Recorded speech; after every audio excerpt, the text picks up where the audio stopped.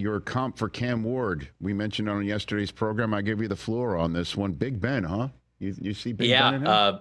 Yeah, I saw the clip. Somebody shared the clip with me yesterday, so I appreciate the shout out on yesterday's show. But You got it, buddy. Cam Ward's a tough one, right? I mean, like he just plays the game in such a unique way. And when I think about who he is and his mentality as a passer, how he approaches every single play, that sort of ice in his veins will keep a play alive. You know, you throw in, okay, well, he's got that escapability, but you wouldn't really call him mobile.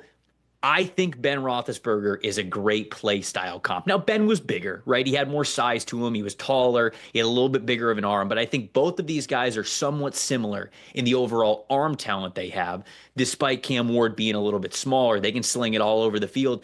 And Ben just made a Hall of Fame type of career, in my opinion, at being this quarterback who was willing to do the unorthodox and who was comfortable in those chaotic situations in some of the biggest moments. That's also Cam Ward. So are they built quite the same? No, I think Ben's a little bit bigger, and I think Cam does have a little bit of extra mobility to him just because he's a little bit smaller of a quarterback prospect. But both primarily want to beat you from the pocket. And when things are breaking down, that improvisation, Big Ben was one of the best of a decade plus 15 years at doing that at the NFL level in a way where when you look at Cam Ward's ceiling, that's the type of quarterback and the mentality that I see with him. The comp for Travis Hunter, how do you even come up with one, right? Since he's a unicorn. But I'll ask you who your comp is for that, Trevor. So my comp for Travis Hunter is Champ Bailey, because Champ Bailey was somebody who at Georgia played wide receiver, played cornerback. He had that dual position background to him, and Champ goes into the NFL and he's primarily a corner, obviously, and a damn good one of the best that we have seen in this league. And I think that just lends itself to what Travis Hunter can be. I think that he has that sort of top tier talent to him. Now he needs to continue to improve in his anticipation and how committed he is to playing cornerback specifically, if that is what he wants to do. But that's where I'd play him. I think he has got rare build. I think he's got rare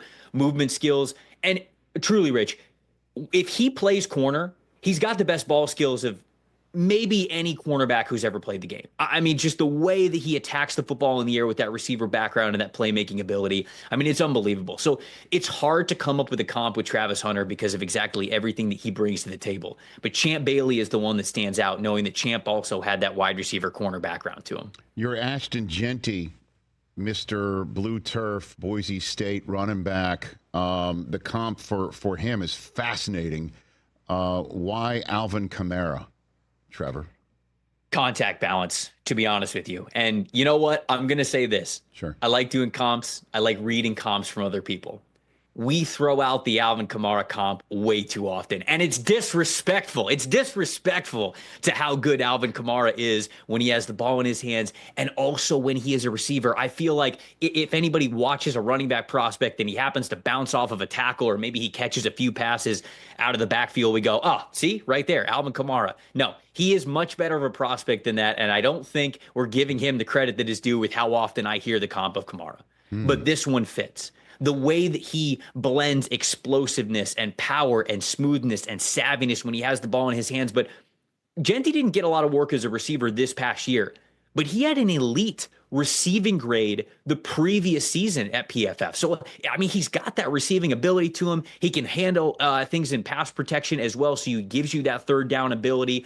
I feel like he is built the same way, where when you run into him, they're just bouncing off you like a pinball, and that's what made Alvin Kamara so great throughout his Saints career. So that, to me, is the comp that I really like for Ashton Jeanty. Yeah, it's fascinating because he does kind of look like him from time to time. His burst, his escapability, his, as you say, balance, his ability to run people over and then just dominate. Just come up with, 4 or 5 touchdown games, and just crush you, which is few times we've seen a running back do that like Alvin Kamara can in the NFL.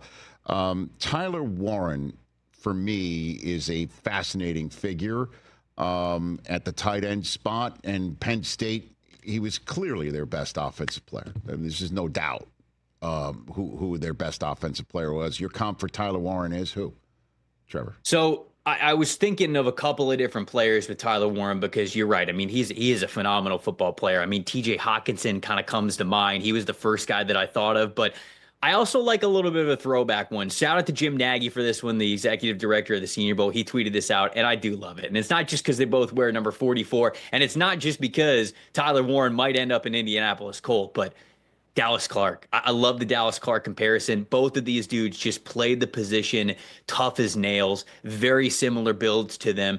I think that Tyler Warren's even got a little bit more versatility to him. The way that Penn State leaned into him as their everything in the passing game was unbelievable. I mean, he caught a touchdown pass lined up as a center, as we saw in that USC game earlier this year. They were not afraid to get him the ball in every possible way that they could. And I think it's the blocking ability from him, the yards after catch, the catching strength over the middle, which I think is becoming a little bit of a dying art as we are seeing the tight end position get a little bit lighter in weight, a little bit more flexible to play in the slot. We're seeing this, more often. Brock Bowers, obviously an example from last year. Colson Loveland from Michigan, sort of an example from this year. It feels as though the tight end position is just getting a little bit smaller from what the college is sending to the pro level. And so being able to have that true strength to catch over the middle on those 3rd and 5 situations, 3rd and 8 situations, you're attacking the linebackers, you're attacking the safeties, you're going to get popped, but you're coming down with it anyway.